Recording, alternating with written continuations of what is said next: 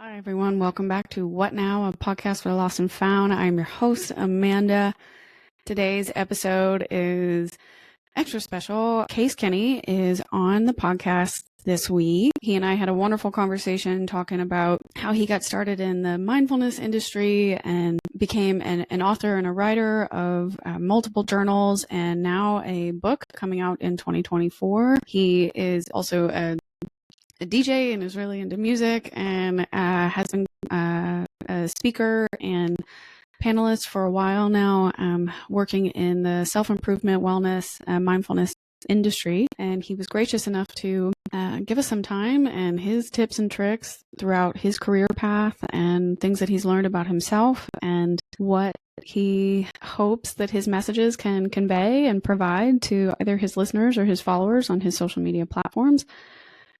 And I'm just super excited and very grateful that he came on the show. I really enjoyed getting to pick his brain and talk to him and learn from him, quite honestly, especially with the things that he talked about for how to shift your perspective and things to pay attention to, particularly in this industry. If you are considering going into content creation and podcasting full time, like things you can do, things you can avoid to help build out yourself and your skills and your branding and what you want to do in particular. You know, if you're a larger, more popular group or individual, things to consider for your own business and how to scale, and just lessons that he's learned from his own path. So I am super grateful to have had him on the show, and I won't take up too much time here. We'll dive right into his interview. But for now, don't forget to like, subscribe, leave a review. Let us know what you enjoyed about the show. If you have any comments and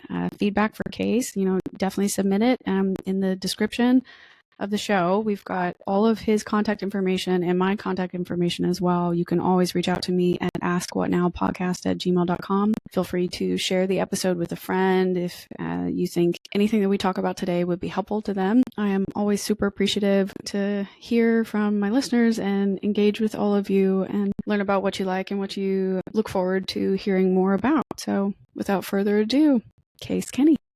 All right, everybody. Welcome back to What Now, a podcast for the lost and found. This is your host, Amanda. I am here with Case Kenny, a famous author and writer and host of the hit mindfulness podcast called New Mindset Who Dis. He's also a DJ and a talented content creator, reminding us how to navigate life through quick quips and wonderful short stories to help you stay on the right path. So everybody, please welcome Case Kenny. Hi, thank you. Very kind of you. Thank you. Yeah, no, I'm super excited to have you here. I have been a follower of your podcast for a long time before I ever even started mine. So this is, I'll do my best not to fangirl out too much. So it's very exciting. I have been wanting to learn from other creators, and I thought you would bring a great perspective that I can't provide my audience. You work in a different world than I do, so I'm excited to pick your brain.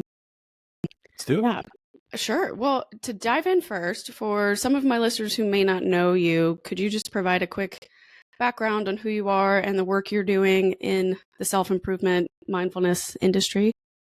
Yeah, for sure. Yeah, I joke that I share my feelings for a living. That's kind of my professional title. Practically, I do host the podcast New Mindset Who Dis. I've been doing that for almost 6 years. It's with the SiriusXM media network, which is great. Written a bunch of books, created a bunch of products, and do a lot in music as well. Really, it's a passion for mindfulness and bringing it to life in as many different ways as possible, whether that's through the spoken word on the podcast, written word, quotes on Instagram, how a lot of people know me. I've created products that are in Target and Walmart, bringing different elements of mindfulness to life, music as well. I do a fair amount of speaking and in-person sessions. So really, it's just a 360-degree passion for this topic and bringing it to life in ways that touch culture, whether that's music or books or sound or smell even. That's my passion. And I'm 35. And before this, I had a whole career, but this is where everything has led me. Oh, very cool. So you would have had to pivot, I'm assuming. So where where were you before internet fame and the mindfulness lifestyle and promotions? Where did you grow up and what did you study? Yeah, so I'm from Chicago, grew up in Virginia. I went to Notre Dame. I majored in Chinese and Arabic, totally out of left field for Oh, a wow. tall, Yeah. pale white dude from the Midwest. But I was always good at it. It was just a weird thing. I wasn't good at a lot of other traditional subjects. I tried pre-med, wasn't great at accounting, but I was always really good at languages. Lived in China for a little bit, but then as life happens, I ended up not having a career built on those subjects. I ended up working in advertising right out of school in Chicago in 2011.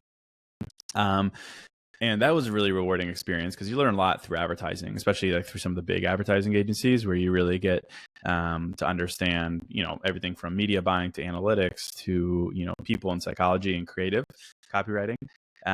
Eventually through that, I ended up in advertising technology sales. So versus being on the more creative side, being on the more technology side, selling technology to these large agencies. And that was really, really rewarding. I always point to my time doing sales for almost 8 years, leading a team as really pivotal in my life as far as character building, career building, of course. But it was somewhere along the way there in 2018 that I started the podcast, basically as a challenge to myself to formulate thoughts and just be honest with myself and, show myself that I had a point of view on topics that we tend to stray away from.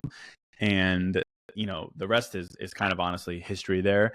The podcast started to do really well right out the gate. I think podcasting in 2018 is a little bit different than today. And I kept the episode short and sweet. And then, eventually, and then COVID hit. And in the midst of that, I was still working both jobs. I don't know, there was just this large surge in interest in what I had to say. People were cooped up, people were feeling anxious.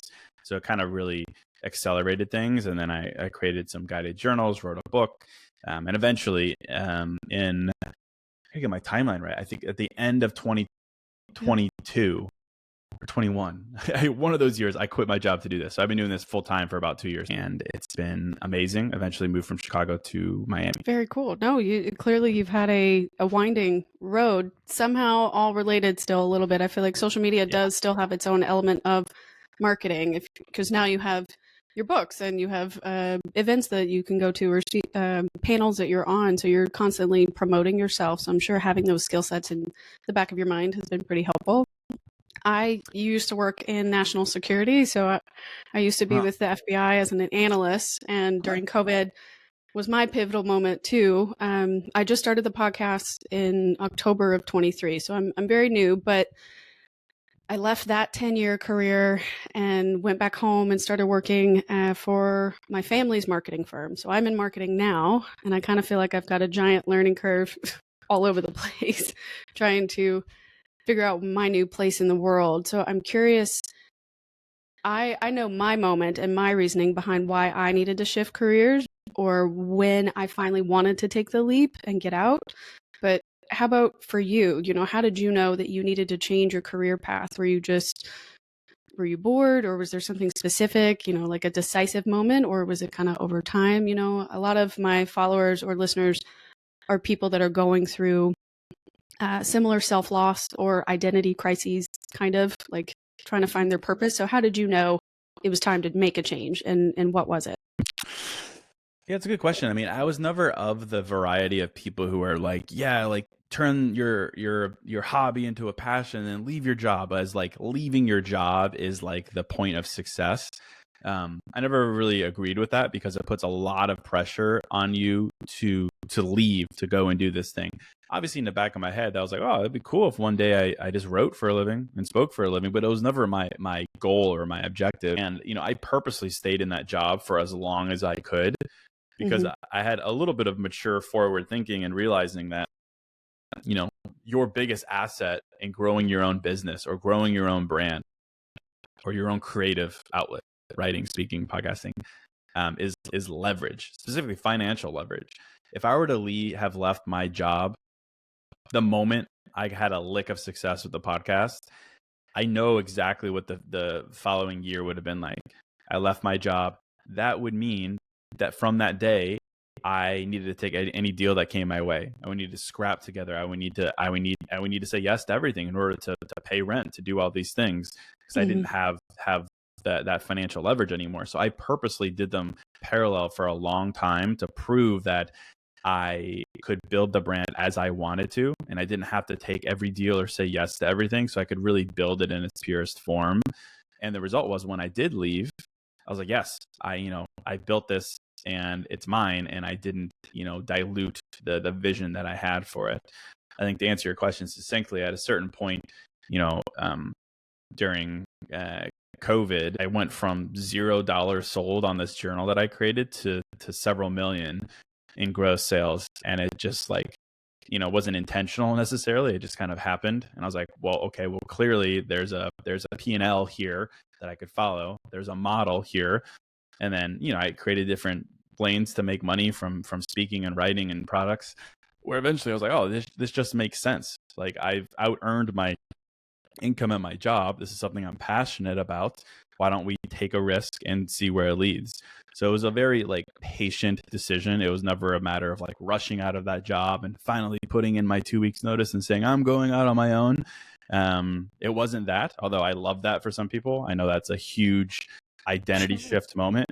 For me, it was slowly building this thing, realizing how drawn I was to it, realizing that it was feasible economically. And then one day, just looking at all things considered, money, impact, future, kind of what I had worked, so hard on, and realizing that I could rely on it and then take the risk, and did it. Oh, that's amazing. And I really appreciate you saying that you're not telling people to just run out and get out of here. Just never drop everything and hope for the best, because that doesn't always, you're right. It may not always work out, and it's extremely risky. And I know that's scary for some people to go out on their own, and it takes a lot of tenacity and bravery to see it through. So, and congratulations on your sales. That's phenomenal, right? It ended up being good timing, but clearly it's a product that people relate to and find useful, and they can turn back to again and again.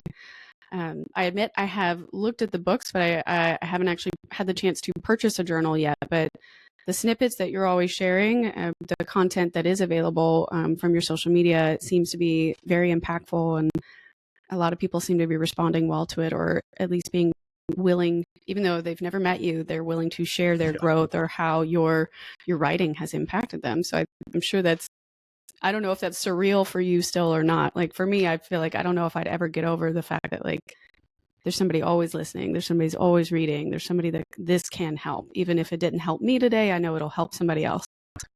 Yeah. Well, thank you for that. Yeah, it is strange. I mean, admittedly, it's lost on me a little bit because I've been doing it for so long. And it's tough for our brains to really understand the way that people are engaging with us, because we're not in the same room and we don't know these people. It's right. This very voyeuristic life that we live, and it is strange to look at numbers and realize that those are people, individual people, who have liked or shared or consumed or bought something that came out of your brain. It is strange.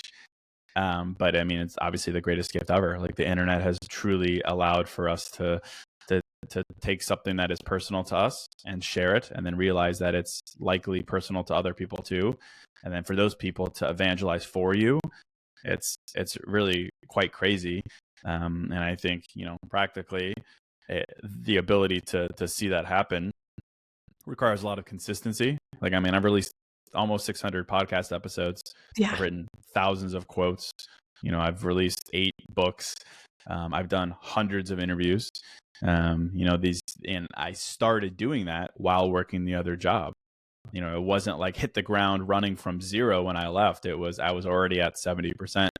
And that made the pressure a little less and my confidence a little more following leaving.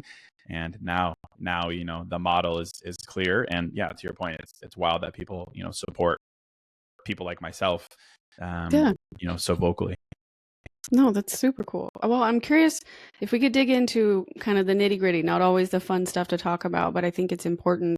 What, if you can share, what were some challenges or some unexpected obstacles that you faced when you first pivoted careers or when you first got started? No. Well, everything. I mean, if I, one of the, I don't know how to say it, one of the worst times I think to have quit your job to do your passion was in 2021, 2022, Mm-hmm. especially in e-commerce, right? E-commerce had this insane heyday over COVID, right? Because people were buying goods online in Right. insane droves, so much more than retail. So everything was skewed for a couple years there, where I would create a journal and I would publish it and I would sell hundreds of thousands of copies of it. And the reality is now looking back was, yes, there's a lot of demand for those. And yes, I did a good job creating this and marketing it, but it was also a bubble. It was an e-commerce bubble that was the result of these crazy macro and micro variables of COVID and consumer habits. So Right. to answer your question, the challenge was I quit my job, and then all of a sudden the spending power, online enthusiasm for direct to consumer products, it waned.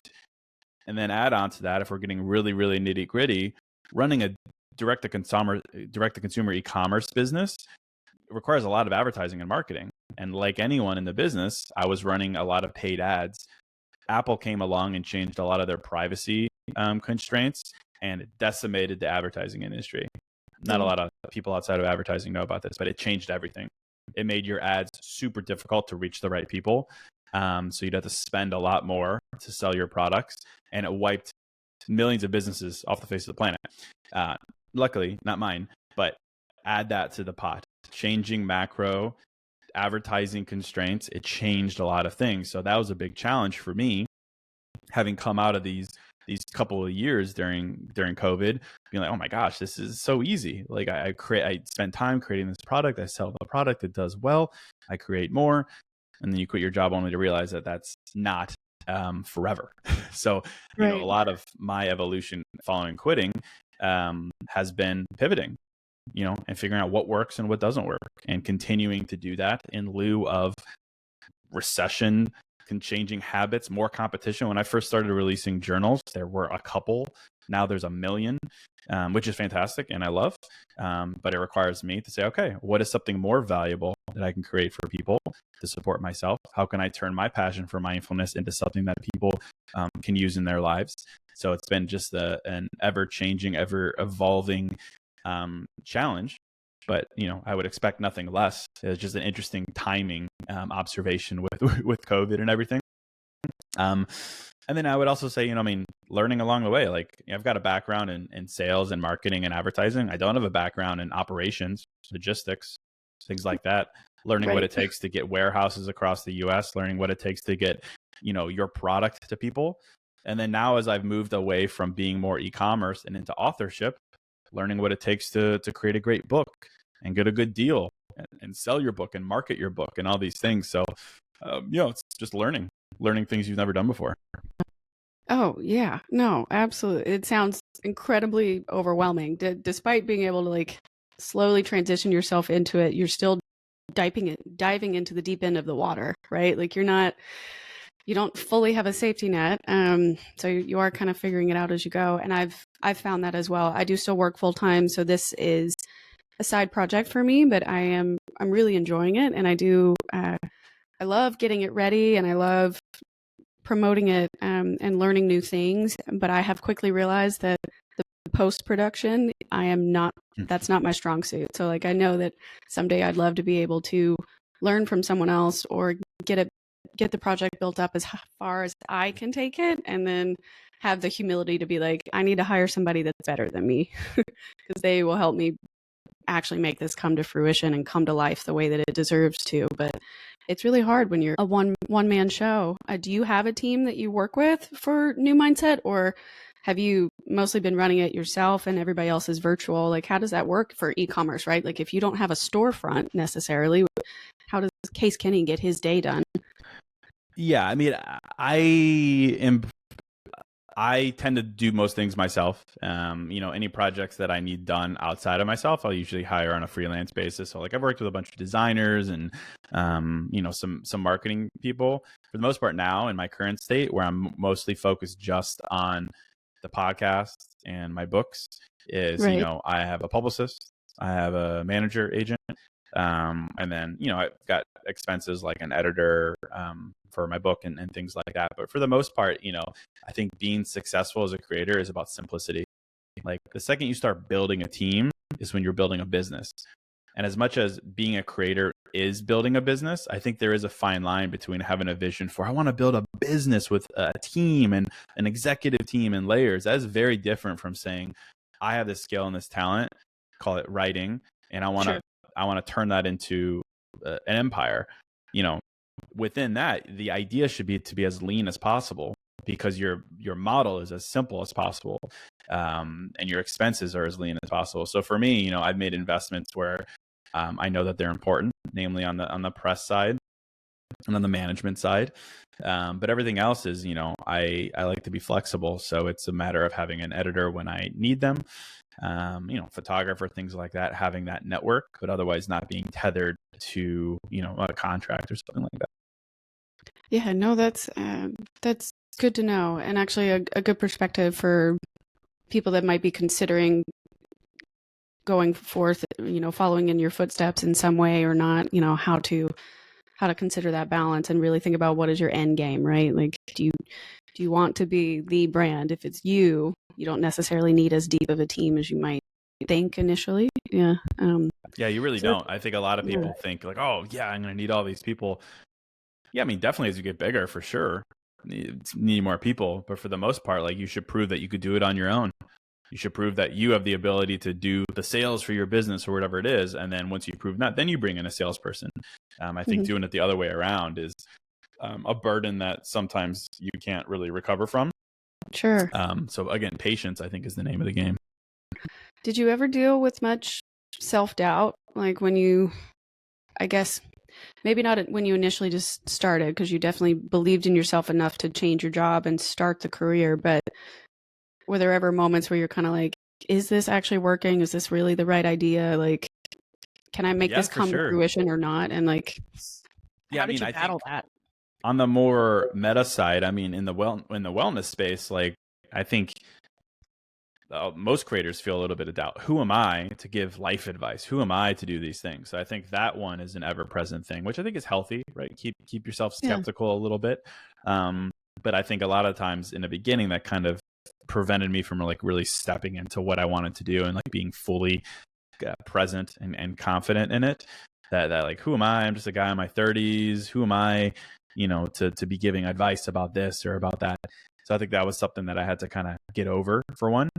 And then, on the more practical side, yeah, for sure. I mean, I think when I quit that job following that, I was like, oh my gosh, this is scary.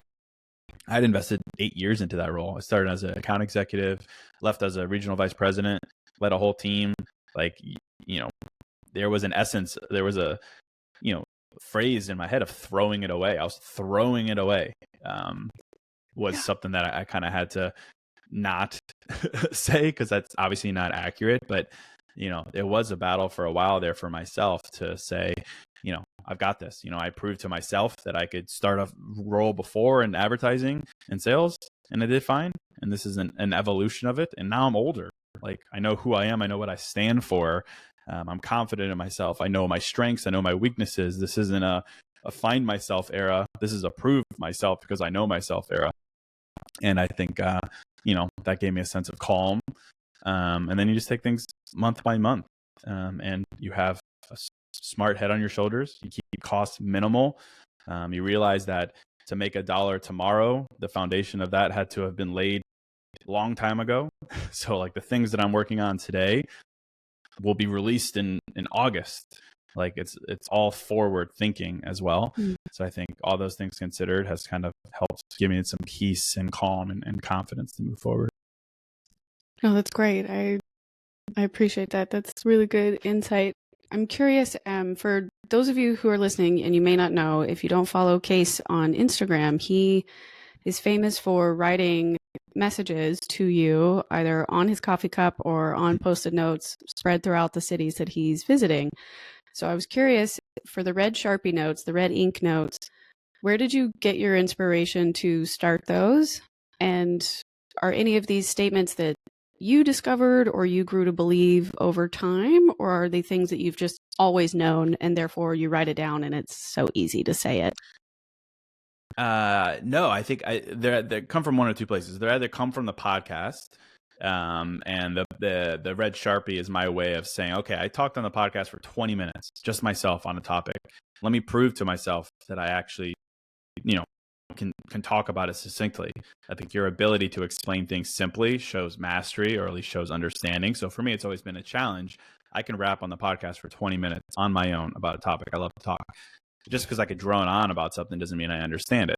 Let's prove that I understand it, or at least that I can communicate it simply. So that's always been mission number one. Mission number two has been, let me take a topic that is confusing, that confuses me, that challenges me, that I'm still wrapping my head around.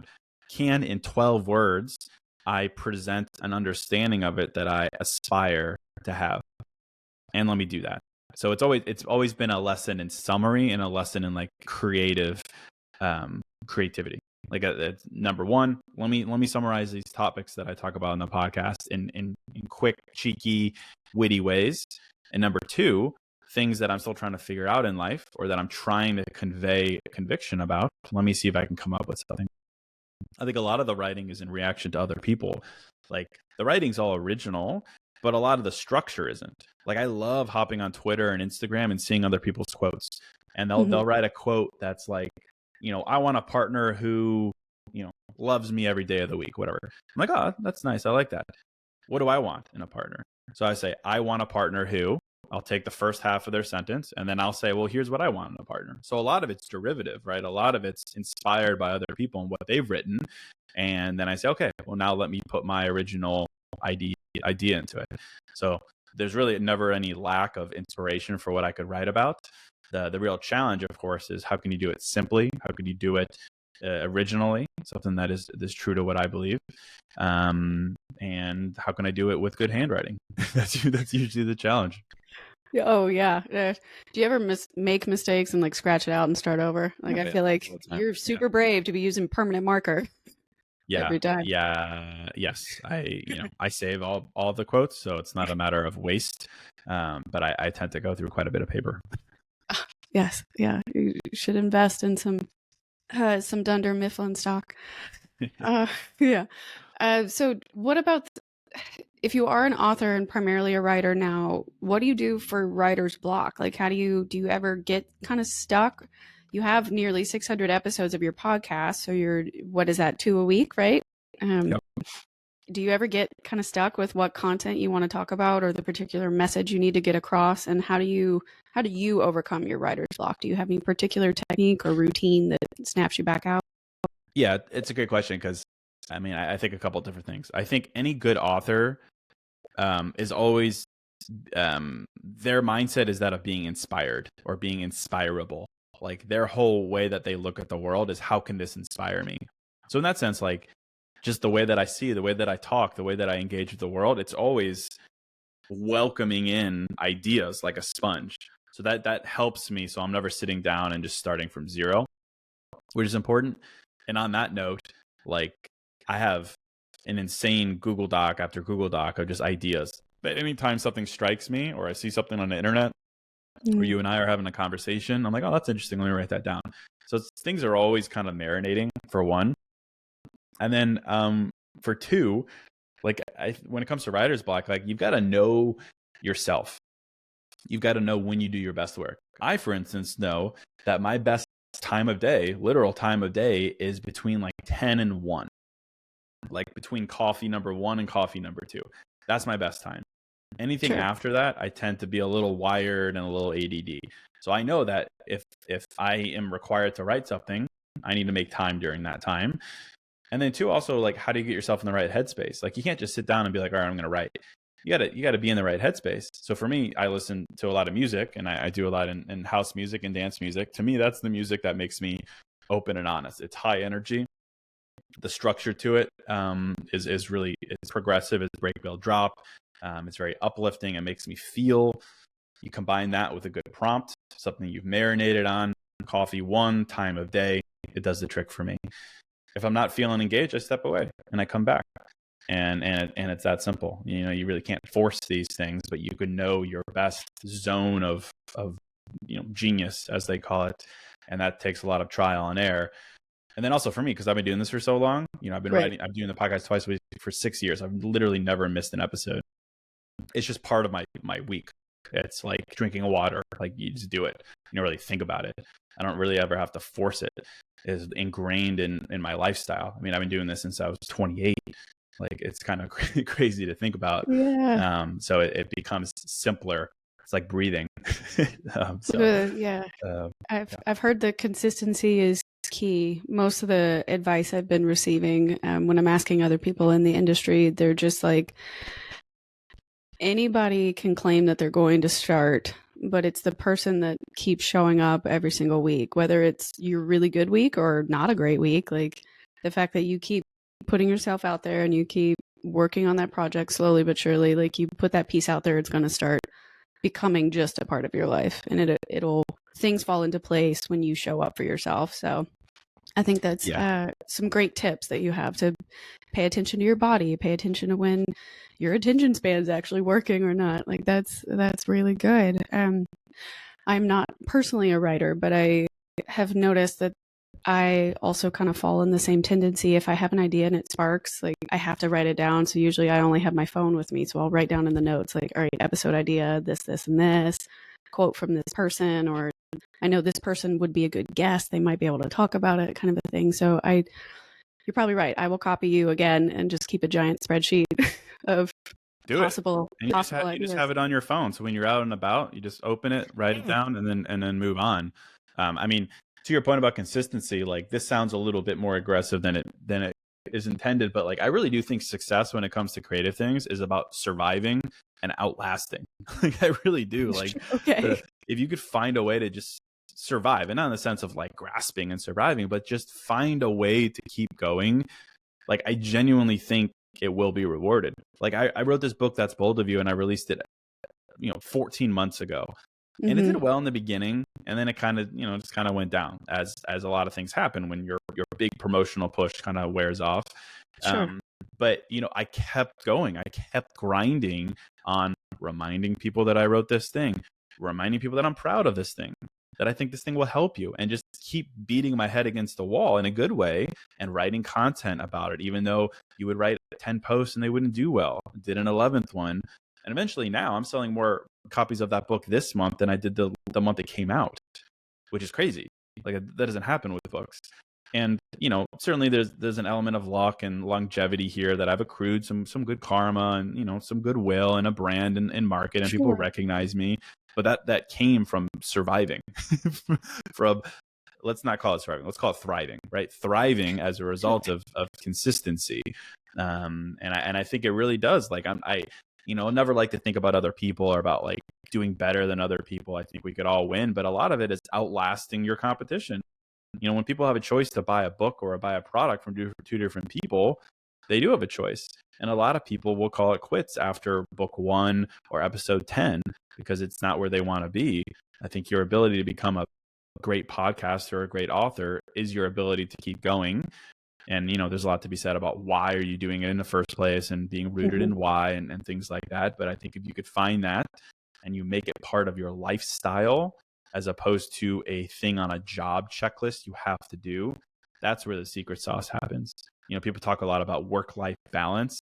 I think for the right person, there's no distinction between work and life.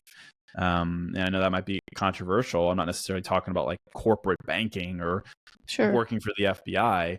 I'm talking about the thing that you're so passionate about that technically is your job, that you don't distinguish between work and life. It's just your life, and you get to wake up and do something that you're passionate about, whether that's on the side or full time. I think that's the real secret sauce that allows you to be consistent. Yeah, no, that's tough because I'm sure some people, they'll spend their whole lives trying to figure out what that is, and not everybody will always get to find a passion, and or they don't get the chance to pursue it for whatever reasons. So that can be tough, one, to even identify it to begin with. What do I love, and how do I make it my life? And then, but I also, am I going to go for it? But I think, not to cut you off, but I think that's part of the challenge, because we've been brainwashed in the day and age of TikTok, where anything you enjoy, you have to turn into a living and you have to make money from it. And I think that really gets in our head around saying, I really enjoy this thing. I should do it just because I enjoy it, not because I could turn it into money, but because I enjoy it. And I think the more that you remove yourself from the temptation to say, how can I monetize this? Then the better you get at that thing. And then your ability to monetize it gets even better. So it's like inverse, but I think this TikTokification of how can I turn a passion into my job has made us think a little too far ahead, where we should just be thinking about how can I do this thing more often? How can I create more time in my schedule to do it? How can I get better at it? And how can I evangelize my passion for it? I think that as a first step versus, how can I make a living from it? I think is the right way. But again, you're talking to Mr. Patient here when it came to that process. But I think a measure of balance here, maybe that's the right solution, I think is going to really help people take these blinders off that I think comparison in social media has led us to put on. You talk about the idea of ikigai, right? What you're good at, what the world needs, what you can make money from. There's other ones there, this Venn diagram, and then you do the overlap. And you go to the thing that's in the middle. Yeah, and you go to the thing in the middle. If you're starting with what can you get paid for, I think there's too much distortion there. I think we have to start with, what do I enjoy doing? How can I get better at it? How can I do it more? And then you start looking at the other things first and foremost. Yeah. Would you say that sometimes I find that if you're trying to strictly monetize whatever it is that you love doing, or you're only going after this type of career, or this type of job, or this type of side hustle because it'll monetize better, like would you worry that takes away the authenticity or like the true meaning of being a creator? I find that like I'm still working on my own branding, my own styling, making sure I can identify my voice in this particular platform with this particular industry. And I've said on some of the episodes, like, I think the best thing I can do for you as my listeners is to just be authentic about what I'm actually thinking and feeling and going through at this moment, because I can't help myself through this passion project if I'm not completely honest. So I kind of worry about, like, if you start to lose your authenticity, then like you're definitely going down the wrong path. Yeah. I mean, I agree. As much as that is like a cliche, you go to any marketing conference, they're going to say you have to be yourself.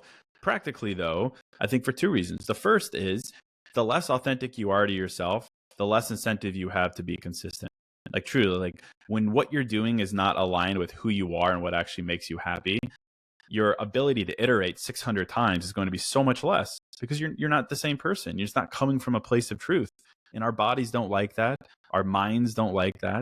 That is an inside and outside version of you. And I think the motivation to continue that is not going to be as sustainable as if you're getting up and you're saying, here's what's on my heart, and it's the exact same thing that comes out of my mouth.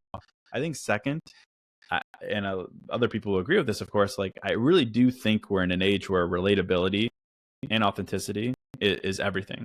I think we very much love a good expert, right? But I really do think that people crave relatability over expertise right now. Certain industries not, right? Finance, maybe the Hubermans of the world when it comes to neuroscience and things like that. But for the most part, I think people want to learn from people who are here next to them, maybe a little bit more elevated, right? They're reaching their hands back and they're using I statements. But I think if you're trying to be someone you're not going to have that level of relatability. You're not going to have the authenticity. So I think it serves two practical means that I think are essential to being consistent. Yeah, no, I think that's huge. Yeah, I was doing a little bit of research, but trying to figure out what I really wanted to talk to you about. And I listened to one of your episodes, I think it was 554, where you talk about letting go, releasing expectations, welcoming newness into your life, and how to pay attention to the kind of like the signs of the universe. Like you need to be looking for what the universe is trying to upgrade for you. So I thought maybe we could dive just a little bit deeper into that particular topic. And I was wondering, what are some signs that the universe has sent you, or what are things that the universe is upgrading for you, and how have you actually implemented that, or what have you done with that? I mean, I think the first thing is this idea of the universe trying to upgrade for you. Obviously, that's just a nice idea of, how can you look at life around you and find signs that you're on the right path? I think number one has been for me is stop comparing myself to other people on the internet, bar none. That is the biggest piece of friction that's going to get in your way and make you get in your head. I can open up Instagram and look at any other author that I aspire to be or content creator that I aspire to have their reach. And immediately I will find example after example after example of people doing better than me. Every single time. It is unlimited, the amount of people who are doing better than me. And that is literally putting blinders on from you noticing the way that you have grown, the things that you are doing right. It literally gets in the way of that. So like that has always been step one. I think, step two is listening. I mean, there's been many times, many years ago, where I was like, man, is this really it? Is this really what I want to do? And then these are random things, but like I'd be on the street of Chicago and someone would tap my shoulder. They'd be like, hey, you Case, like I'm listening to your podcast right now. And they would show me their phone and they would be listening to it as they were standing on the street. Little things like that. For one, that's obviously out of the ordinary, but like messages that I get, like allowing yourself to be open to the feedback and accepting it genuinely. Like it's very easy. I don't take compliments that well. Or if someone DMs me and says your podcast has changed my life, I'll say, yeah, sure. Well, yeah, I'm sure it has, whatever. No, that person meant it. It has changed their life. And that's just one person. Maybe there's more, maybe there's not, but even one person, like, I should accept that fact and allow that to lead me versus comparing myself to other people and allowing, their example to make me think that I'm not on the right path. So I really do think removing comparison from how you consume content is essential to allowing yourself to end up where you belong. And I also think in the realm of content creation, there's a lot of people who are doing great things, and it's great to be inspired by other people, but there really is no right way to do this. There truly is not. Like every industry has been turned on its head in the past 10 years as a result of the internet. And, to think that there's only one way for you to succeed as an author or a podcaster or as a musician or a DJ or whatever, I think you're limiting yourself and you're boxing yourself in. So I think the best thing you could do is be open-minded and be willing to try new things. And most importantly, be willing to be cringy. I think that's the biggest thing. Cringy. Like we are so in our heads about being judged and coming off as uncool or cringy. I mean, I write my feelings on the internet for a living. There is nothing more cringy you could possibly do. Maybe one or two things, but it's up there. It's right. Top 3 cringy things that you could do in a career. And not just, okay, you're in your 20s, you're writing inspirational quotes. No, I'm a grown man. I'm a grown man, a former vice president of a company, and I threw that away to write quotes on the internet. That is something that I had to step into fully to allow for good things to happen to me. So I think all those things combined can help you open yourself up to what the universe wants to deliver because of your effort, but you have to notice it. And I think the mindsets that I just referenced get in the way. So helping, remove those. I struggled initially when I wanted to pivot for myself. Like, all right, am I having a bad day or just a bad season, or is this path truly no longer my future? Is this truly like the messages are coming metaphorically or however they decide to show up, either through an interaction or professionally or personally? Like, if these things keep happening, is this just a really bad day, or is this actually something that's trying to push me in another direction? And like trying to learn how to discern between the two took a while for me, at least. So I didn't know if you just had anything in particular through your expertise and through the last couple of years doing these projects and writing these journals. Did you, I guess, gain any expertise really about like what's listening to the universe, what's a bad day versus what's a message to move on, or it's time to grow in this new direction? Like clearly I think some people might hate it or they start to resist it, and that's what really hurts or that's what makes them uncomfortable versus just fully leaning into it's time to do something new, or it's time to upgrade yourself, and the universe is trying to help you do that. I don't know. I didn't know if maybe you had any particular insights like that, but yeah, I mean, I think there's a lot there. Like we could talk a lot about like anxiousness and, what thoughts are real and what thoughts are not real. I think the biggest thing that I've realized is like if something makes me nervous or makes me feel awkward or cringy, that's the thing I have to do. So like that is my element of listening to the universe and to myself in reaction to it. If it makes me uncomfortable, That's usually the thing that I have to do, because that's the thing that pushes me, and that's the thing that exposes me to something, the universe, other people, whatever it is.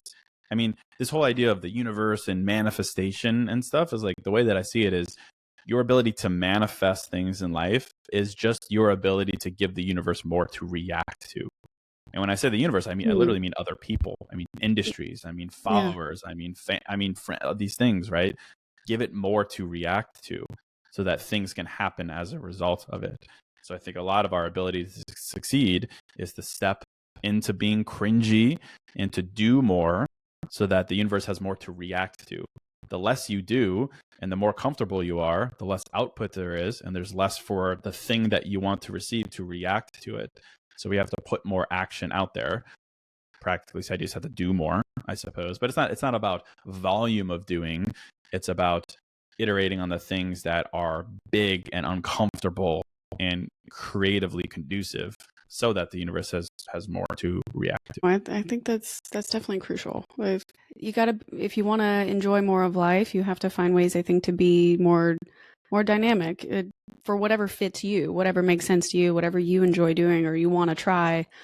Not being afraid of just, giving it a chance, because what's the worst thing that happens, right? It fails and you try something different, or you pick back up, or you learn like, oh, this technique didn't work. I have to try a different one if I want to make it happen. Yep. So I've definitely gotten over a lot of my fears of not sounding right or not doing this the best way possible yet. But I kind of chalk that up to, well, you got to give yourself grace. You're still learning. So like I am humbling myself every single day, trying to go like, all right, no, this is a growth period, but clearly you're still excited about it. So it's not a problem. Like, it's going to be okay.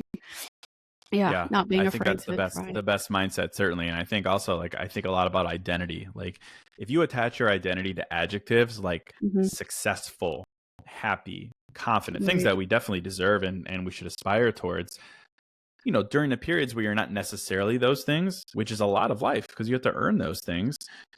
If we're attaching our identity to having those things, we're going to really get in our head.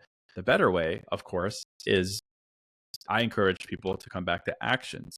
To say, I'm proud of myself, for one. That's my goal. It's to be proud of myself because I do certain things. And two, to define and say, I'm the kind of person who. That is how I look at myself. I'm the kind of person who is willing to be cringe, does 2 episodes a week, is willing to reach out to people I admire. So like verb things, right? Things that no one can take from you. And as long as you do those things, you should have pride associated with it. Right. And not back yourself in a corner and say, well, I'm not successful, therefore I'm a failure. None of that. We're coming back to verbs that we can control. And the more we do them, the more successful we'll be, but we're choosing the right words. And the words that I come back to as a creator are always verbs. They're phrases. They're things that I do that I can control, that no one can take from me. And because I do them, I'm proud of myself. And pride encourages consistency. Yes. Actually, that's really great. I've been keeping kind of just like a scrapbook kind of journal, and like every night I've been writing out like how I'm going to feel in the future. Like, I am living a fulfilled life. I am proud of this podcast. Whatever my goals are that I want to achieve, like I'm writing in present tense, even though they haven't happened yet. Like, I have this, I have whatever, to try and like reiterate to myself and to my body and my mind that like, it may not be real right now, but it will be real someday. And I need to like kind of set that mentality for myself. Whether or not I'm doing it the right way, I'm not entirely sure, but like, it's what seems to be working for me, to try and just remind myself that like, you should be proud of everything you've done so far. Like, you will have this, but you have to keep showing up, kind of a thing. Yeah, so I think it's essential. Yeah. I like that. Yeah. That you're talking about pride. I could pick your brain forever. And I know you are a very busy person, so I don't want to take up too much more of your time. But there are a couple of questions that I ask every guest before we close out. So if you are good, I'd love to circle up with you again. Okay. So what would you say has been your greatest achievement? Honestly, I would say my whole thing, the reason that I started the podcast was because I always want to be the same person on the inside as I am on the outside, to have my thoughts and my words all be the same. And I think that's what I've achieved through this, through the daily practice of mindfulness and forcing myself to be the person that I prescribe to be in my quotes, in my podcast, in my writing and everything. So I think it's not a business accomplishment. I would say I'm proud of myself for being the same person on the inside and out, to be the same version of myself no matter what. No, yeah, being genuine to who you are is absolutely crucial. I think that's great. What would you say, do you have any current goals or your next goal? And that could be career related, personal related. Like, what kind of goals are you setting for yourself this year, and what do you want to work on? Yeah, I mean, I think practically I'm working on this next book that's going to come out in the next 5 to 6 months. I think for me, I want to sell twice as many copies of this as I did my last book. All right. I'm spending a lot of time on it. It's something that I'm really passionate about. I want to do it right, and I want people to read it. I think it could be helpful. And then, as a competitive person, I like to set myself a goal. So my goal is double of what I did last time. Nice. Yeah. No, that's very exciting. And this is a completely different genre, you said, or this is another journal that's coming out in August? This is a book. So like in the future, I'm really focused on books, like front to back books. So this is the book that is a topic that I talk a lot about on the podcast, relationships, a certain angle of relationships. It's going to come out in the next 6 months or so. Oh, that's super exciting. I'm definitely going to get a copy of that one. I need to dive that into. One I will not shut up about, so you'll definitely hear about it. Oh, great. No, when you're on your book tour, you come back on and we'd love to chat with you about it. I think that'd be a lot of fun. Okay, so if you could give yourself advice 10 years ago, what would it be? What would it be? I don't know. I come back to the idea of right and wrong. I think younger me and a lot of younger people, they think there's a right way, right? And I think luckily with the internet and just changing times, I think we're coming around to the fact that our parents' advice is well served, but it might not be right given the current era. The soundbite that I always repeat, that I would repeat to myself, is that there's no right way to live your life, but there's a wrong way. And the wrong way is to think that there's a right way. Namely, we think that we have to emulate a certain path, a certain timeline, certain expectations, and then and only then will we be happy, successful, confident, married, whatever it may be. The greatest gift of our time that we can give ourselves is realizing that there are many right ways, specifically the ones that you create for yourself that you decide are right. And I think that element of freedom is what allows us to make choices that are more aligned with ourselves, that are more authentic, as opposed to borrowing, copying and pasting, rushing, all these things that you ask older generations or people older than myself, and they say that they regret doing something because that's the way it's done, or they felt pressure to do it, or they didn't want to feel left out. I think the greatest gift is to decide that the right way is the way that works for you.